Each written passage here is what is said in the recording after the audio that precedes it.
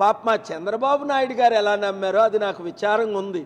రాజకీయ అనుభవం ఉన్న చంద్రబాబు నాయుడు గారు పవన్ కళ్యాణ్ డ్రామాలో మోసపోయారా, కొడుక్కి మోసం చేసి, లేదా మరలా మిమ్మల్ని జైల్లో పెడతామని జడిపిస్తే ఆయన పవన్ కళ్యాణ్ చెప్పినట్టు దాసుడైపోయాడా? ఇది మాత్రం నాకు క్లారిటీ లేదు.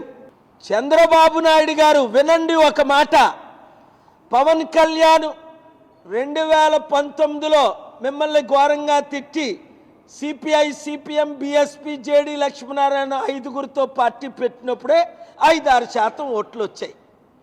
చిరంజీవి హోల్సేల్గా 2011లో జాయిన్ అయినప్పుడే 2014లో 1% ఓట్లు రాలేదు.